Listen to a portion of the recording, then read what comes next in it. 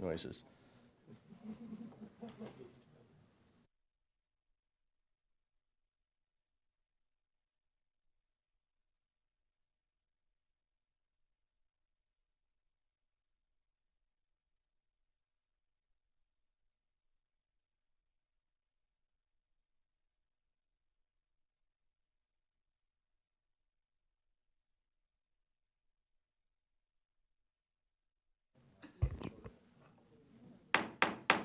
Welcome to the regular Planning Commission meeting for Thursday, March 2nd, 2023. I look down the line and I see that all our planning commissioners are present this evening. Dina, if you can so note that. We like to start each meeting with the Pledge of Allegiance. If you'd join me, please.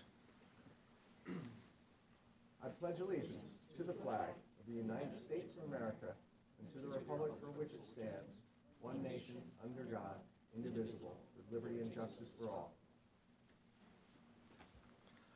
All right, thank you. We have a very short agenda today, and first of all, I'll say, do we have any announcements? Anybody? I'll have an announcement. This Saturday, Cardiff is hosting its first farmers market over at the Miracosta College campus from 10 to 2. And it's going to start out medium-sized, but it's big enough to go. It's such a perfect hub. And we're going to reach out to a lot of the new Encinitas in Cardiff and, people nearby on the highway. It's going to be good for the community. Leucadia pretty much just locked down the northwestern end, and I think we have room for a second. So it's going to be good for the community, and anyone listening, you should stop by. It's going to be fun. Next, we start each meeting with oral communications, where anyone wishing to speak on a topic not on tonight's agenda may request to do so. Dina, do we have any? We do. We have one oral communication this evening, and that is Geraldine Kessler. All right. Ms. Kessler, if you'd come up to the stage.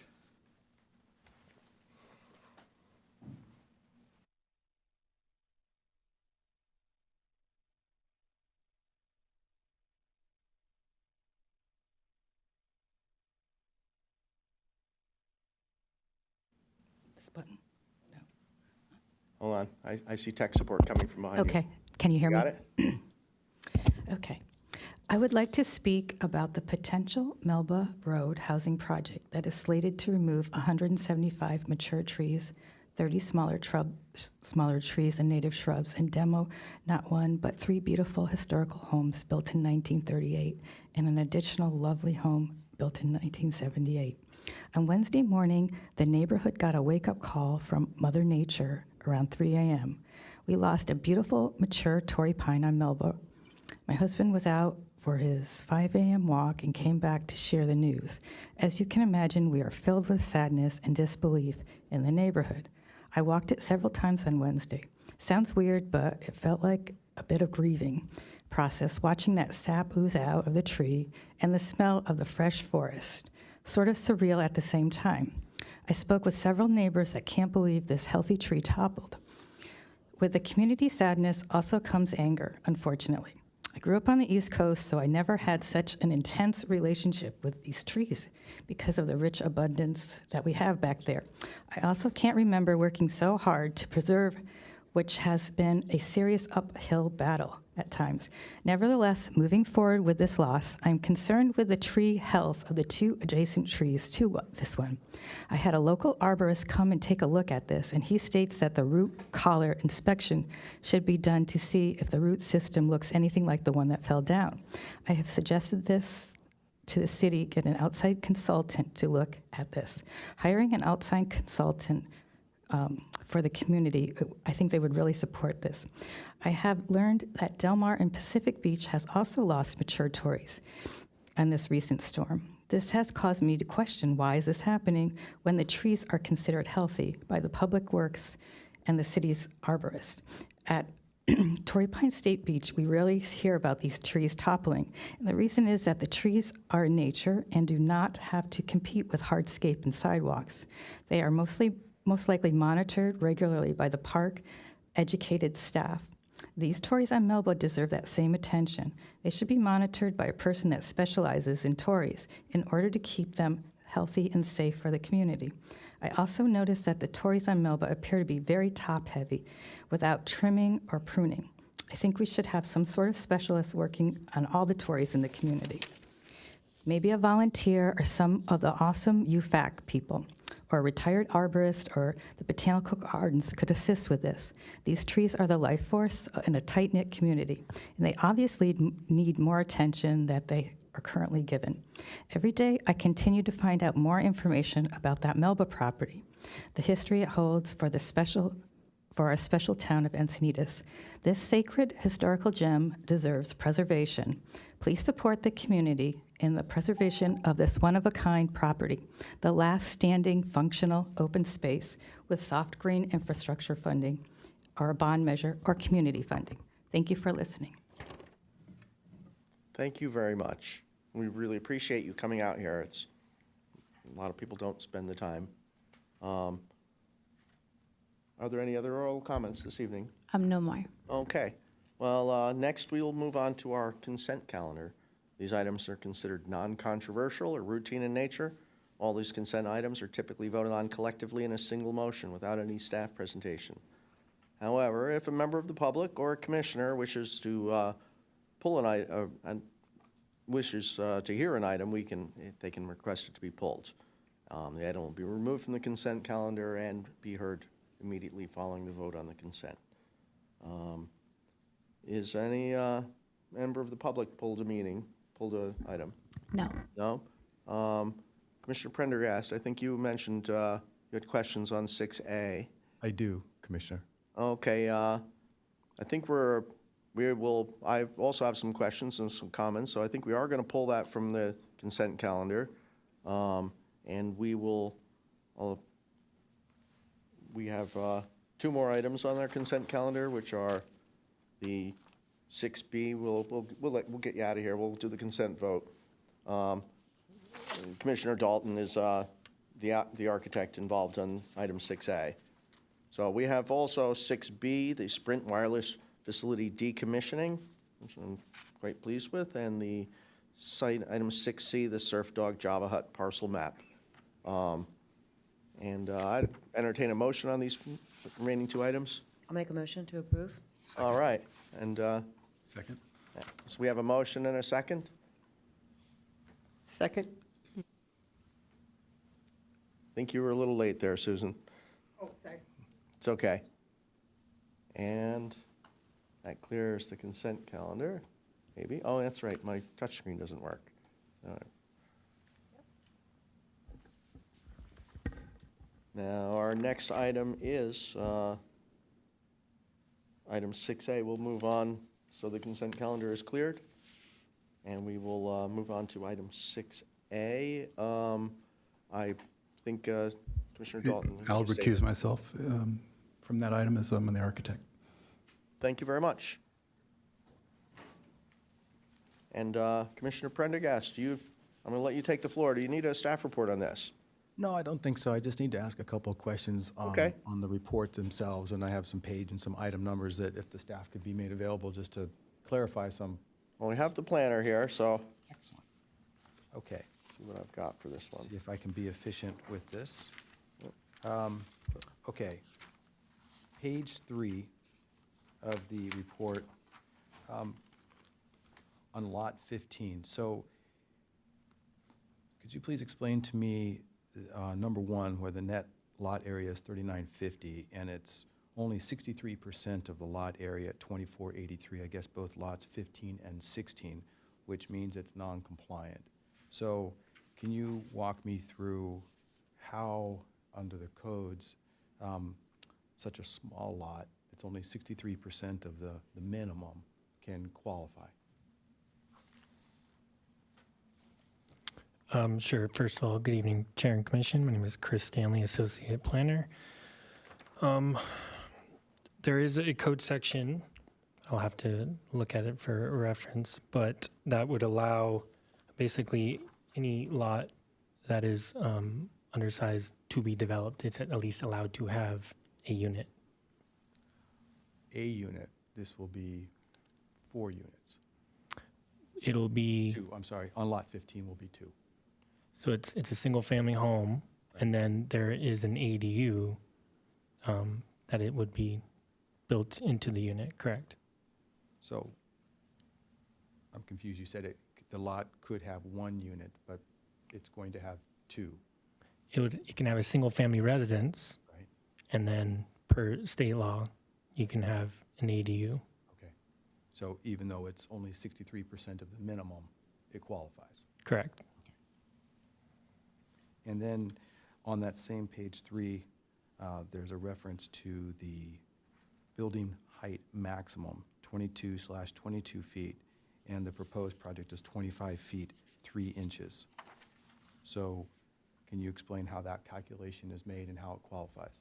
Sure. So the 22 feet is referencing the flat portion of the roof, and then if a proposed, if a pitched roof is proposed, it allows 4 additional feet.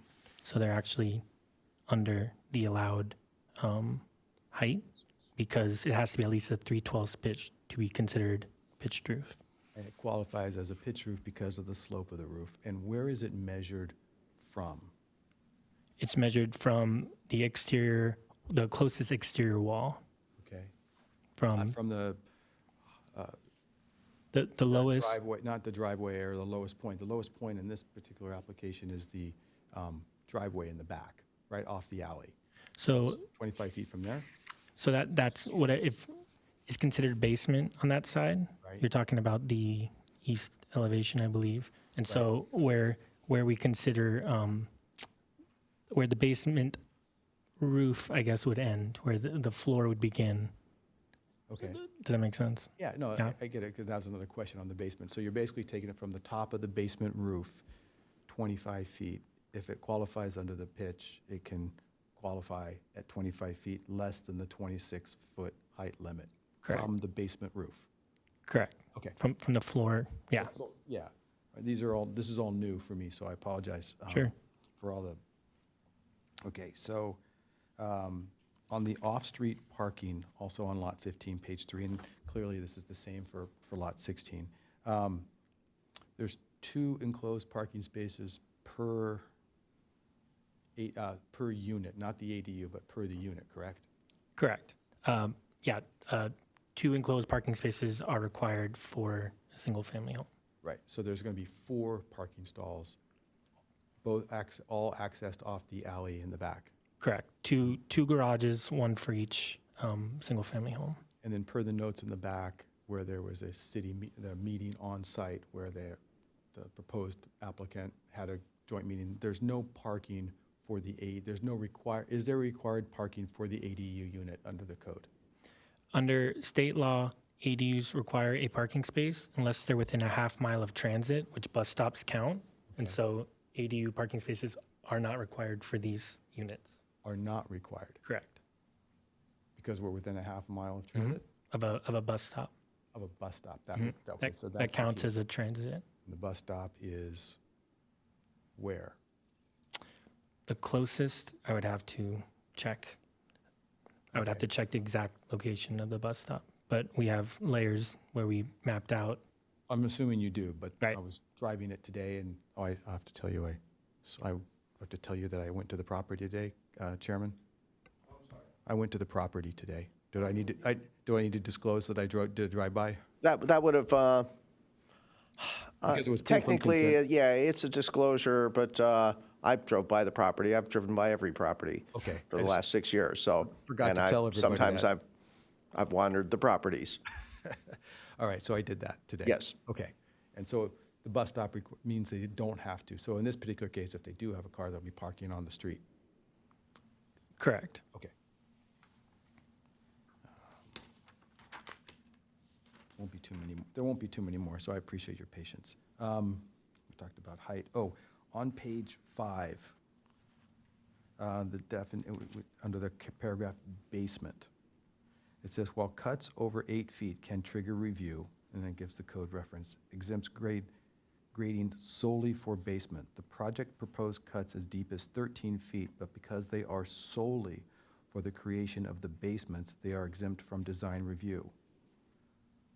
But the basement is being dug out for the construction of the house, not just solely for the basement. Did I misread that? I'm not sure I understood the question there 100%. It says here that you're cutting, it says the code says that you can cut 8 feet for a basement. It exempts grading solely for basements. This is cutting as deep as 13 feet. Then you comma, but because they are solely for the creation of the basements, they are exempt from design review.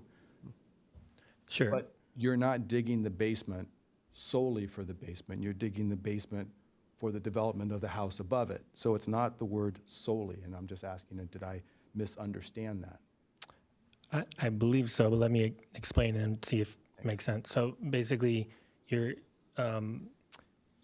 if there's a fill more than 4 feet or a cut more than 8 feet, it would trigger design review. Okay. But there's an exemption when a cut is deeper if it's for the creation of the basement, Okay. which is what's happening in this case. So I read it wrong. So because you're going deeper.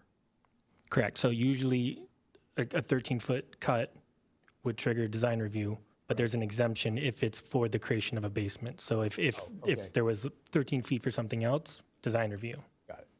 But to be honest, it's already design review, so I don't know that. Okay. I appreciate that.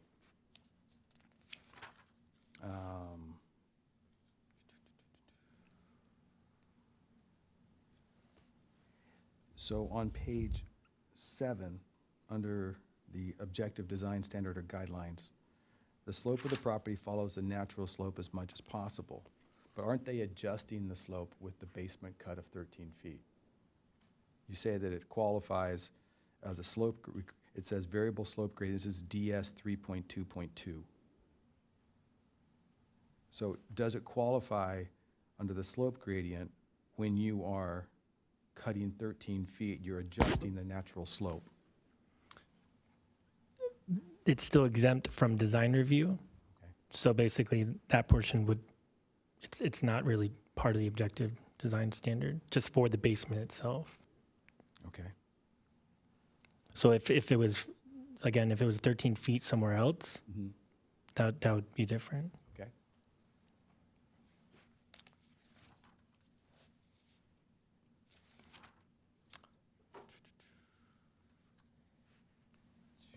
Talked about height, lot size. This is a non-conforming lot size, but that's allowed because it was mapped in 1910. Is that what is the criteria for a non-conforming lot in this particular case? Because it's smaller than the minimum, which is stated up at the beginning?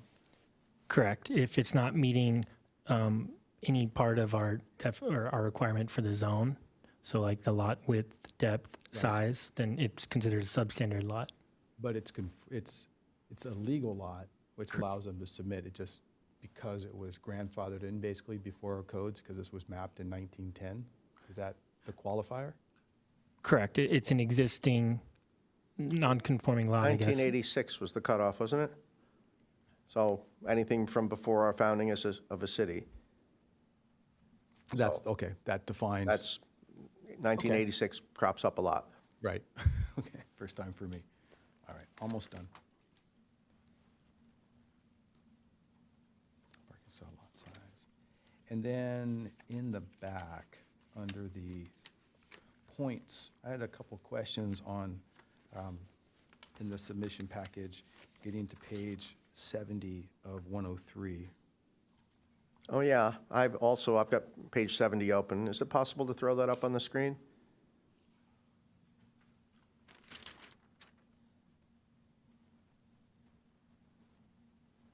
Is that for the landscaping, or is that for the? I'm looking at the Objective. articulation materials and design matrix. Objective Design Standards Scorecard. There's two. There's one for material, color, and design matrix, and then there's one for the landscape design matrix. Oh, there we go. Before we get there real quick, does the applicant meet the city electrification guidelines? And if so, where was it in the package, because I missed it? So that would be during the building permit process, but because of when this project, because it has not been approved, the building permit was not approved prior to when we adopted the gas ban, they're required to be all electric. They are. Correct. Okay, so it doesn't have to be in your package. It's, okay. Correct. It's conditioned. It's in the conditions. There's a condition conditions, okay. stating that. Yeah. All right, I didn't see that. Okay. That's it. Thank you very much. thank That was you. it for my questions, Okay. other than the objective design matrix question that I had. Well, yeah, because I'm looking at here, this is the one I'm at, it's like, so how many points are required for the Objective Design Standards scorecard? Is it 10 or 12? Yeah. Good question. I was trying to figure it out a while ago when I learned about it, but it's actually 10, and then Okay. 12 is when it's more than 30 feet. Gotcha. So for this instance, for a single family home, it does only need 10. Because the way it reads, it's like, oh, yeah, they only got a 10 out of 12. Yeah. Right. I'll be honest. I thought it was an error prior, and then I read into the objective design standards and realized, oh, there's two different. That was my primary question on that one. Robert, did you have anything else on? This is probably just a macro question. They didn't get a point for roofs. Under roofs are light colored in order to reflect rather than absorb solar heat. And I know they're putting solar panels, which is great, but I don't understand why they wouldn't have made the extra effort to adjust the roof coloration to be more energy efficient and help with our climate policies. So that was kind of a question I had for the applicant. And then under the design objective standard scorecard, the fifth one down, it said 75%, but less than 90% of the total landscaped area is native species. And I noticed earlier in the deck that they were going to do the minimum 50%. And I was like, wow, they were just going with the minimum and not making the extra effort to at least consider getting a little bit higher on the native species on Yeah, the these are little bit of tricky site. lots. I mean, I've seen now a bunch of these come in front of us, all these little 25-foot wide lots they carved out back in the day. Right. And nobody, of course, builds a house on a 25-foot lot because you've got 5-foot side yard setbacks. Right. Which makes for a very, very tiny house. So originally, they all had 2 houses on them. Sometimes people had 3 of these lots. It was kind of a way to pick a lot size. But one by one, they're all turning into duplexes with 0 lot line in the middle. Right.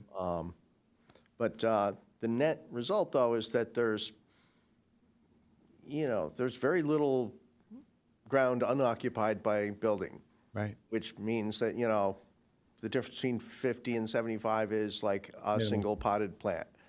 Might be.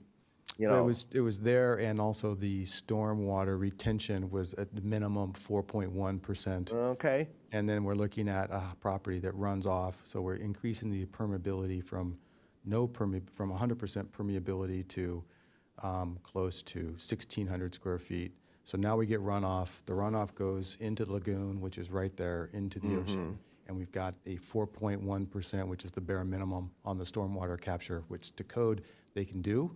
But it just seems like they're not doing as much as they could do. I can't force them to do any more than what the Right, code well- requires, but that's unfortunate given its location and adjacent to the lagoon. true that. But it's, the minimum required is the minimum required. Exactly. I think the design looks above average. I know the architect. Seems to take great care in things. I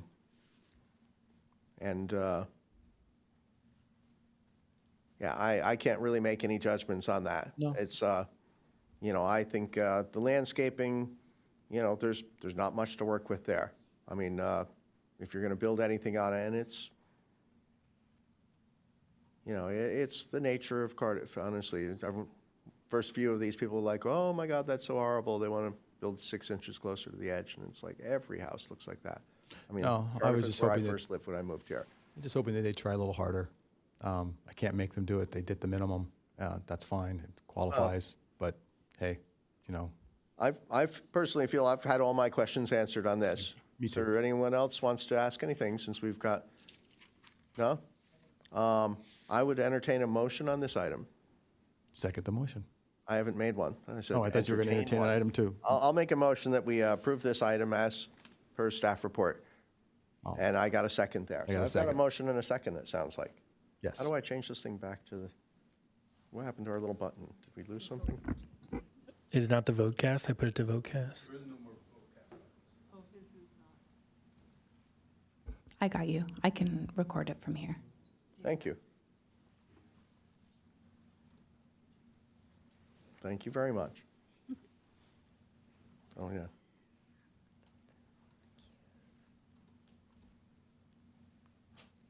Let the motion show that the motion passes unanimously with 4 of the commissioners voting yes, and Commissioner Dalton has recused himself. And if he's nearby, perhaps he'll return momentarily. But this item is closed. Congratulations, folks. Sorry it took so long.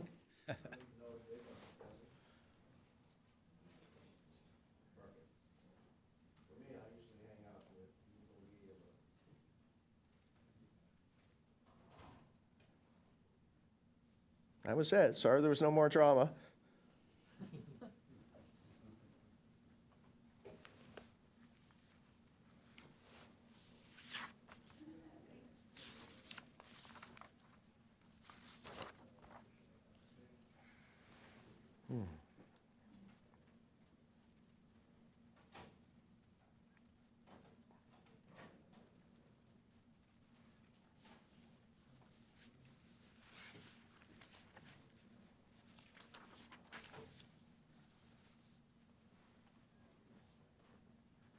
Yeah, I'm sorry, man. We had to shoot it down.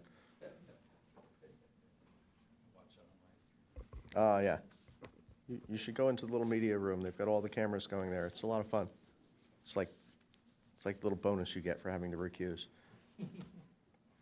So we're moving on. We have our, moving on to our regular agenda items. And we have just one item, which is the election of a chair and a vice chair, something we do every March. Doing that for that's almost 37 years. Not me personally, but so the staff report's very. I think Anna Kalamusi, our assistant director, you'll perhaps lead us in this. Yep, I think you have said it all. Every first meeting of March, or the closest one next, there shall be the election of chair and vice chair, and that will go for a term of 1 year. Okay. Well, does anyone have anything to say? Well, I think we start with the chair. Does anyone want to make any nominations for chair? Anyone want to steal the gavel from me? I don't mind. I'd like to nominate Kevin Doyle for the chair for the coming year. Well, thank you. I'll second. I would second that too.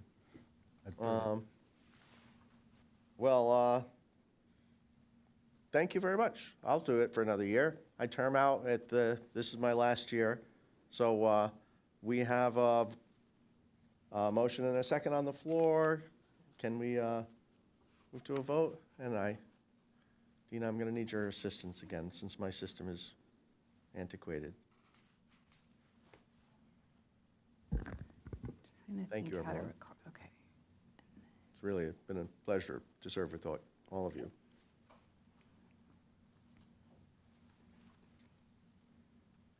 And let the record show, the motion passes, unanimous vote, 5 to no, 5 to nothing. And we move on to the election of a vice chair. Now, Commissioner Dalton has been our vice chair for since last year's election, and I'll open this up to discussion. I think you misspoke, though. Steve's been the vice chair, Oh, yes, a shorter period of time, oh, that's right. You became vice chair when, when Kevin became chair. yeah, oh, geez, Maybe 6 months? yeah, that was, yeah, geez, bad memories. I put Right. that whole mess out of my mind. Everything feels like another year has passed. But thank you, Chris. Yeah, And I'd like to nominate Steve as vice chair. I think he's only been doing it for a few months. I'm so sorry. It's like, I've got a 8-year-old going on 9, and my perception of time has really been challenged lately. It's like going super fast. It's going super slow. I would be okay with moving for him to continue as vice chair, Okay, since it's only been a short time and fair enough. So we have a motion and a second on the floor. And look at that. We'll call for a vote. And again, it looks like a unanimous vote, 5-0. And so congratulations, Commissioner Dalton, and thank you, everyone. This item is closed, and we will move on. Are there any future agenda items added by planning commissioners? None? Hearing none, I'm going to move on. Any planning commission reports? Has anyone managed to do anything interesting, planning commission-y wise? I want to update that for the El Camino Real corridor, they now updated on the website Okay. with the handout. And the draft development standards would include the building shape, parking, landscaping, and so people may want to take a look at that. And in terms of the policy for native plants, our last meeting was August 5th in 2022. And so I was curious why we haven't met. And I inquired to Joy Lindis, because she's the head of that task force. And I was told that it's because of the transition of Jennifer Gates departing, and then there were elections and holidays. And so she told me she'll be updating us soon on that. Okay. They're working on the draft ordinance at present. Okay. Well, thank you for that. I didn't know Jennifer Gates had left. I'm sad to hear that. She was one of my favorite planners. In October. Oh, jeez. We don't get to hang out here often enough. We used to be able to wander the halls, look for Roy. Now it's like, now we wait out in the lobby with everyone else. But so it goes. Thank you very much, Susan.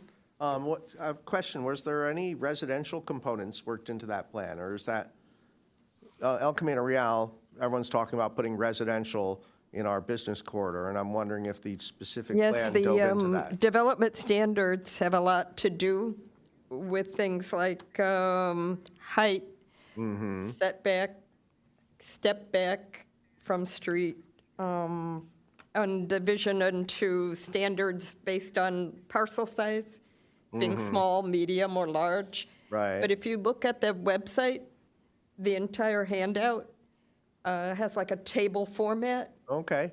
And so you can, it's 2 pages, it's a lot of detail. So you can see all of those standards. But again, it's a draft, Right. so it's not the actual standard yet. But yeah, stands a good chance of resembling the eventual standard pretty closely. Cool. Well, we'll look forward to that. Any idea when we're going to hear next? When is the El Camino Real task force doing? There is I saw a no timeline on set next step yet. Well. But I think, again, that is partly due to the transition of staff, the holidays, the election. We have new council people. So There's a strong will for it, so I expect we'll see more of it. Cool. Well, thank you, Susan. yes, we'll be hearing more. We'll look forward to it. Anna Kalamusi, do we have any? Oh, we're missing Chairman, somebody. I wrote a couple things down real quick. spun and around already. Maybe Anna can follow up. Status of the Maria Hotel through Coastal Commission, and a status on the Beacons Bluff, seeing that we've seen some beach collapses during these last set of winter storms, if there's anything from Scripps. And if there is a report, is it online for constituents to look at it? And clearly, it'd be great. So those are my 2 questions. I do not have an update on Beacon's Bluff, but I can look into that, and I apologize. I know you asked about that last time, and I'll get some more information. The Maria Village housing element site is still at Coastal Commission on appeal. We have not heard any new information regarding the status. And the Greek Orthodox Church housing element site, that was not appealed locally, and it was not appealed at Coastal Commission, so it is officially an approved project. Way to go, guys. Cool. Is that it? Yes. All right. There's only one thing left here, and I'm going to adjourn this to our regular planning commission meeting of March 16th. Thank you, everyone. How was that, huh?